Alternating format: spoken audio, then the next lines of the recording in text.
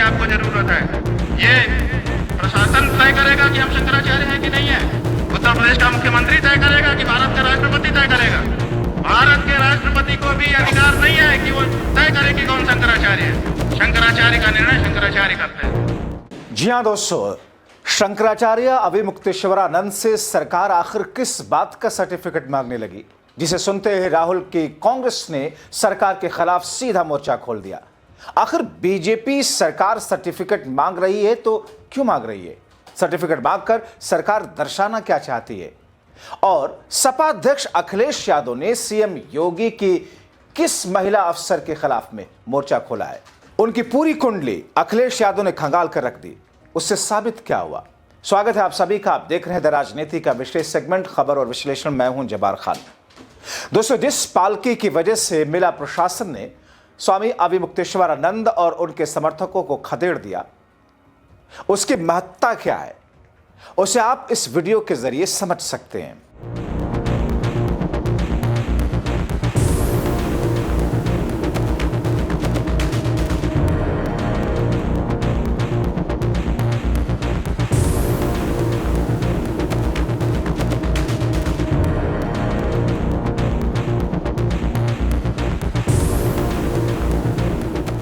दोस्तों, दरअसल 13 जुलाई 2024 का दिन याद कीजिए।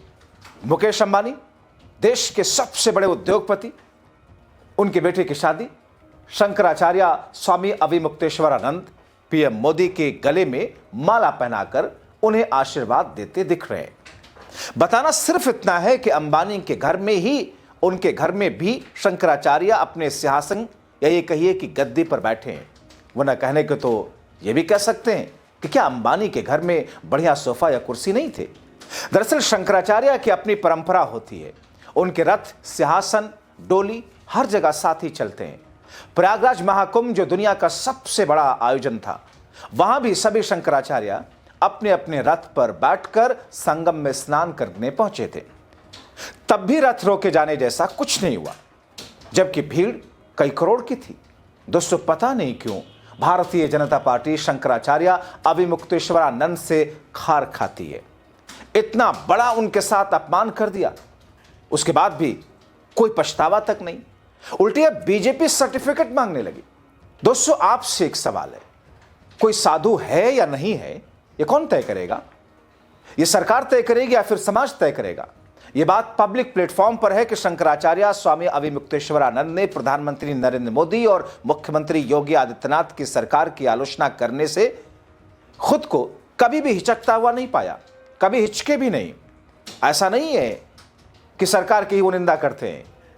जब उन्हें लगता है विपक्षी पार्टियां भी सनातन के खिलाफ कुछ कर रही है तो आलोचना करते हैं। लेकिन भारतीय जनता पार्टी अविमुक्तेश्वरानंद के विरोध को पचा नहीं पाती है।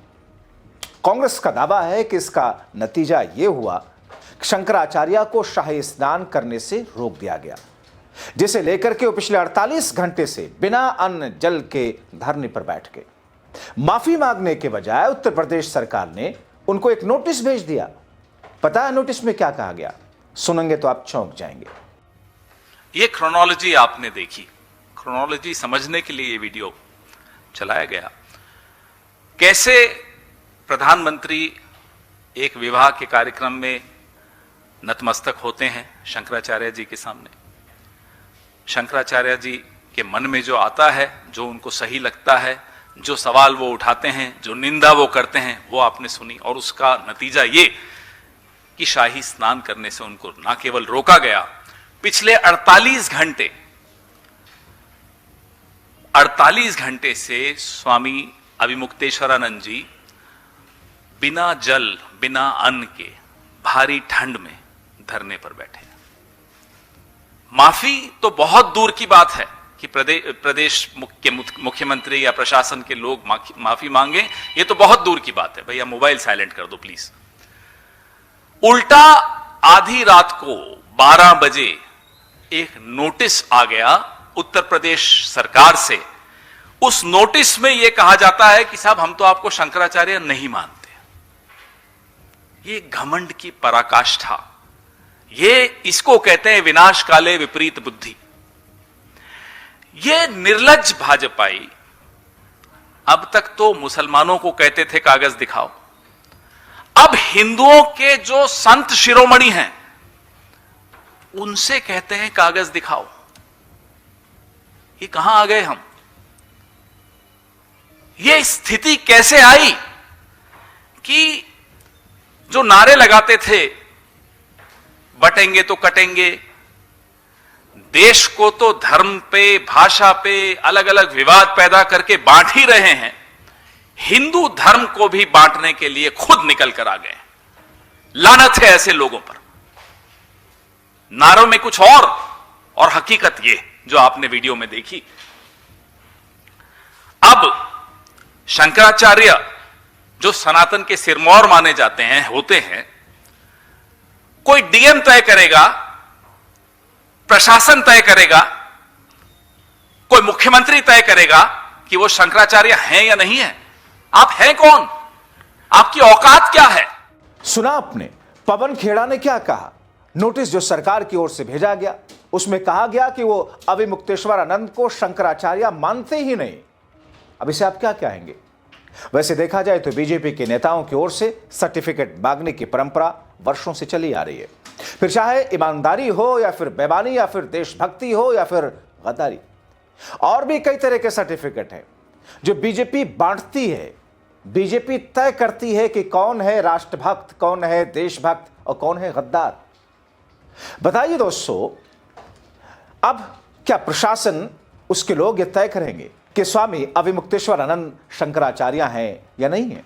अब स्वामी अविमुक्तेश्वरानंद जी सिर्फ इतना ही तो कह रहे हैं कि सनातन की परंपरा के अनुसार विधिवत स्नान उन्हें करने दिया जाए। कहते हैं साहब अनुमति चाहिए। मां गंगा में स्नान के लिए अनुमति चाहिए। भारत में रहने वाले किसी भी व्यक्ति को क्या मां गंगा में स्नान के लिए अनुमति लेनी पड़ेगी? और ये तो हिंदुओं के संत शिरोमणि हैं, इनको अनुमति लेनी होगी अजय सिंह बिष्ट से कि मैं गंगा में स्नान, और ऐसा स्नान जो पुरातन समय से चला आ रहा हो। खुद स्वामी अविमुक्तेश्वरानंद जी कहते हैं कि 40 साल से तो वो कर रहे थे, उनको अनुमति नहीं है। और उनको अनुमति लेने की जरूरत क्यों पड़ेगी? मां गंगा किसी की बपौती है? जो इनके गुणगान करता रहे उसके लिए वीवीआईपी, अडानी अंबानी के लिए अलग, जैसा कि कल मैंने आपको बताया महाकुंभ में व्यवस्था। और जिनसे समाज को खतरा है, मैं मोहन भागवत के राष्ट्रीय स्वयंसेवक संघ की बात कर रहा हूं, जिनसे समाज को खतरा है, उनकी सुरक्षा में करोड़ों रुपए खर्च कर दिए जा रहे हैं। असली जो संत हैं, जो हिंदू धर्म का प्रतिनिधित्व करते हैं, उनके साथ यह हालत। आपने देखा कि उनके एक बुजुर्ग शिष्य को, 85 वर्षीय शिष्य को जूतों से मारा गया, राजदंड किसी का छीन लिया गया, पालकी का अपहरण कर लिया गया। और जो नकली हैं, जो स्वयंभू है, जो अपने आप को ठेकेदार बना के चलते हैं, जो समाज के लिए खतरा हैं, वो Z+ सिक्योरिटी लेते हैं। उनके लिए ASL होती है जैसे प्रधानमंत्री के लिए होती है। ये औकात आप जिनके वोट से, जिनके समर्थन से आज इठलाते हुए घूमते हैं, उनकी ये हालत करते हैं। आज आपका असली चेहरा पूरे देश ने देख लिया है, पूरा विश्व देख रहा है, और विश्व भर में हिंदू समाज उद्वेलित है, आक्रोशित है, दुखी है, पीड़ित है। दर्द है हम सबके दिल में। अब दोस्तों, कांग्रेस आक्रामक है, शासन प्रशासन को घुटने पर लाने के लिए पूरी तरीके से अविमुक्तेश्वरानंद का साथ दे रही है। देखा जाए तो मोदी सरकार में जो संत, जो हिंदू धर्म के प्रतिनिधि करते हैं, उन्हें मारा पीटा जा रहा है और स्वयंभू ठेकेदारों को Z+ सिक्योरिटी दी जा रही है। और इसी का नतीजा है कि इस घटना को लेकर बीजेपी शासन और प्रशासन पर साधु संत भयंकर तरीके से नाराज हैं। सामने आए हाल के बयानों, मीडिया में आए हुए क्लिप्स, जिसके आधार पर कुछ वरिष्ठ अधिकारियों की भूमिका पर सवाल खड़ा किए जा रहे हैं। और इसी दौरान अनशन पर बैठे शंकराचार्य अविमुक्तेश्वरानंद सरस्वती ने आरोप लगाते हुए कहा कि मौके पर मौजूद बड़े अफसर हालात संभालने के बजाय तमाशबीन बने रहे, जबकि कुछ पर सीधे तौर पर मारपीट में शामिल होने के आरोप लगे। आरोपों के केंद्र में प्रयागराज के कमिश्नर सौम्या अग्रवाल का नाम भी लिया जा रहा है।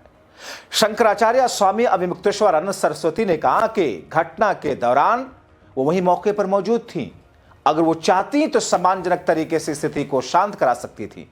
इस प्रमाण की आपको जरूरत है। ये प्रशासन तय करेगा कि हम शंकराचार्य हैं कि नहीं है। उत्तर प्रदेश का मुख्यमंत्री तय करेगा कि भारत का राष्ट्रपति तय करेगा। भारत के राष्ट्रपति को भी अधिकार नहीं है कि वो तय करे कि कौन शंकराचार्य है। शंकराचार्य का निर्णय शंकराचार्य करते हैं और हम निर्णित हैं। पुरी के शंकराचार्य जी ने हमारे बारे में कुछ नहीं कहा है। उन्होंने न तो कहा कि ये नहीं है और उन्होंने न तो कहा कि ये है। वो साइलेंट है।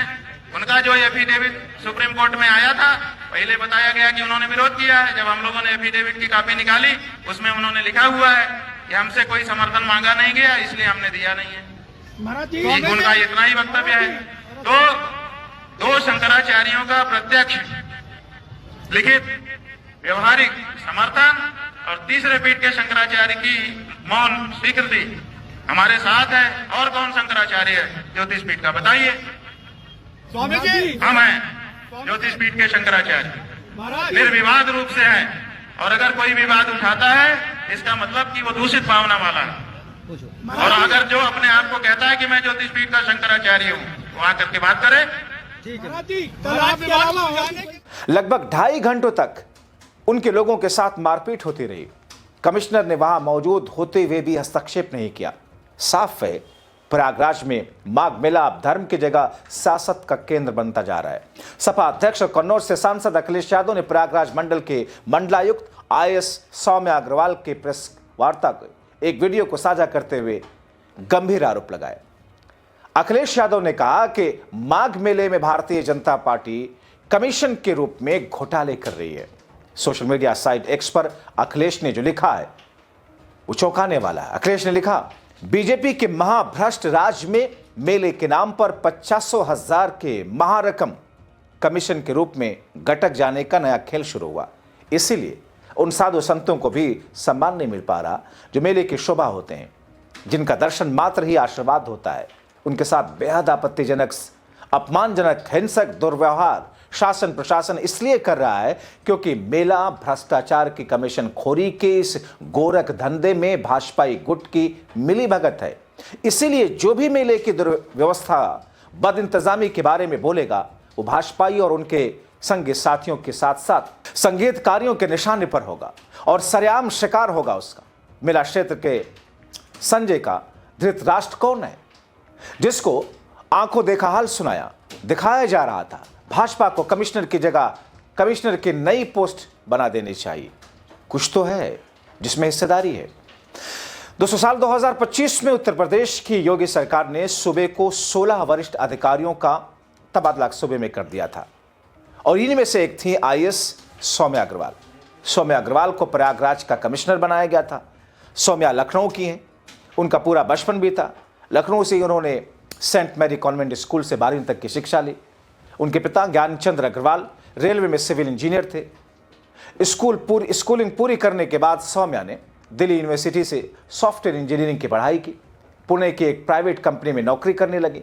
कंपनी ने कुछ महीनों के बाद ही सौम्या अग्रवाल को एक प्रोजेक्ट के लिए लंदन भेजा, जहां वो 2 साल रही और देश वापस आ गई। भारत आने के बाद सौम्या ने लखनऊ में रहते हुए सिविल सेवा परीक्षा की तैयारी करने का मन बनाया और साल भर की कड़ी मेहनत के बाद उन्होंने पहले ही अटेम्प्ट में, पहले ही प्रयास में 24वीं रैंक के साथ UPSC परीक्षा पास कर ली।